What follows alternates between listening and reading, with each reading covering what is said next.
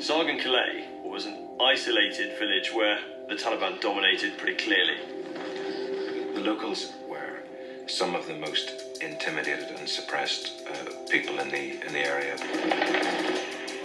If you patrolled more than 50 metres outside any of these bases, you were in an intense firefight.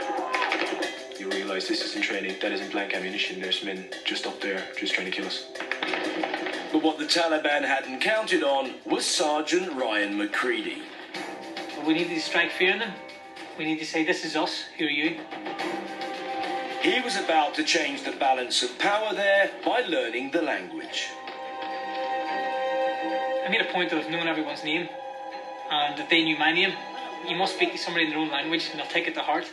I had an interpreter with me, so every day I'd be asking a question, he'd repeat it. So repetition, I could pick up a full-blown conversation. Having broken the language barrier, Ryan was now waging war with the help of the locals. Because they trusted us, they would actually say, don't go down there. While you were in that village, the Taliban came across and they planted an IED there. And by that we can save our soldiers' lives, save limbs, and come home safe. The Taliban now had no place in this village, but their legacy was still very visible. Everyone we spoke to said, what are you missing? What do you want? Well, I want a school. In 2009, the school was destroyed by the Taliban. Education is a weapon, and it's a weapon that the Taliban don't want to give to the local people. The school was always Ryan's main effort, right from the outset. But when we first got that school and 200 kids rocked up to be enrolled in the first day, we didn't even know there was 200 kids in the village. It was like something out of a film. It was quite cheesy. It was good. It was a great day.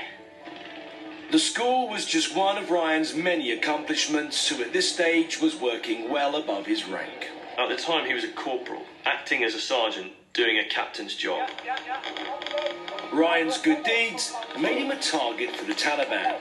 In the fiercest battle his unit faced, he proved yet again he was up to the task.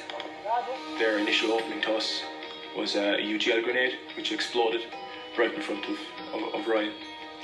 And the guy I was looking at turned a bit white and goes, you've been hit? And I said, nah. He said, not a chance. I said, I haven't been hit. He said, I couldn't be hit. I thought, no, how can I be hit? And pretty much my chin strap and my front of my body armor started piling up with the blood, and then that's when I realised I'm human after all.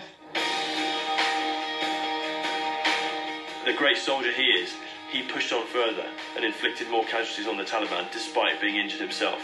He's a very tough fighter, and he has a great compassion, and that makes him a tremendous all-round soldier and leader.